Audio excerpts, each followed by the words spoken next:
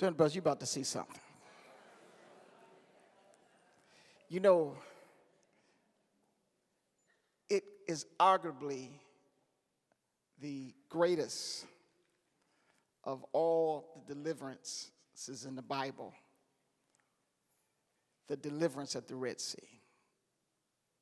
I mean, if it's not the greatest, it's got to be in the top 5. And when you read this account, there are a whole lot of twists and turns.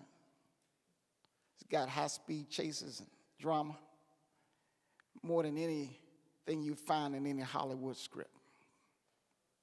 It's clear that the process of being delivered is not smooth. Doesn't have any bumps.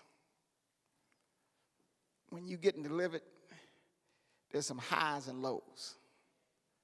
As you're making progress, sometimes you get some pitfalls, challenges, even some detours. Times when I think almost that you ain't gonna make it. And seem like you're going in the opposite direction. And sometimes you think when you're really, really over the hump, that's when everything changes, comes apart at the seams. This is the experience we see described in the book of Exodus. That after overcoming so much and getting so far,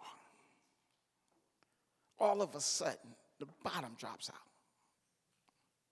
They had lived through the miracles of the plagues. And after 400 years of bondage, they literally walked out of Egypt on their own volition. And I'm sure in their mind they thought, wow, we are out of the water. The further they traveled from Egypt, the longer they were away from Egypt, the more secure they must have felt, the more sense of freedom they must have felt, that we are no longer under the oppression and control of Pharaoh. And I'm sure in their wildest dreams, they never could have imagined when Moses told them they would be free from bondage, that Moses could actually deliver on his prediction.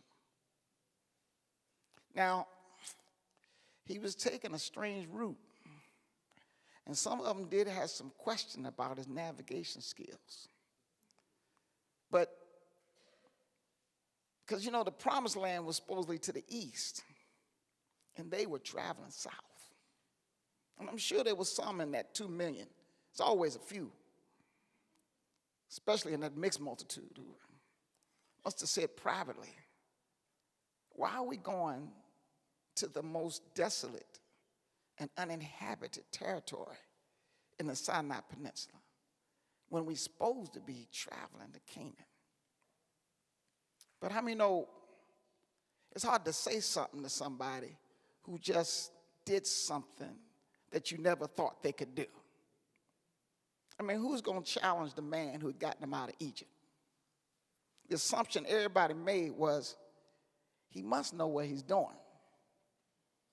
And it's amazing how little resistance a leader gets when they're successful. When you kind of overlook their flaws and you don't have any doubts about their leadership when everything's going well. It's like all them NFL coaches that lost their job. It ain't that they ain't good coaches, it's just that they lost. Except for the Redskins, we don't get rid of ours. But I think they need to just ship all of them out. That's another subject.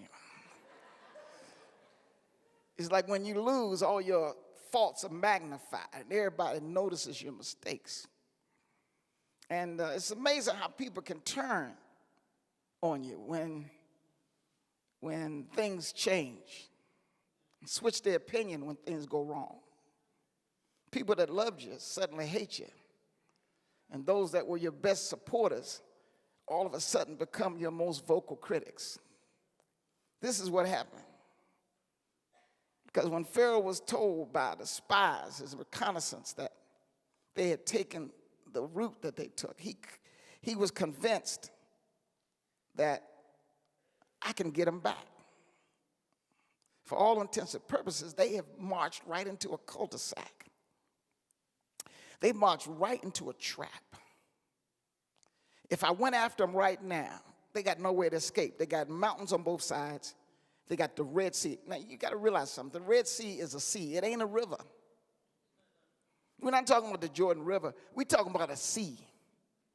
A sea is a large body of water. We're not talking about, just a couple of feet. And I don't know if you ever looked over a sea, the Indian Sea, or looked over, a big sea. A sea is a large boundary.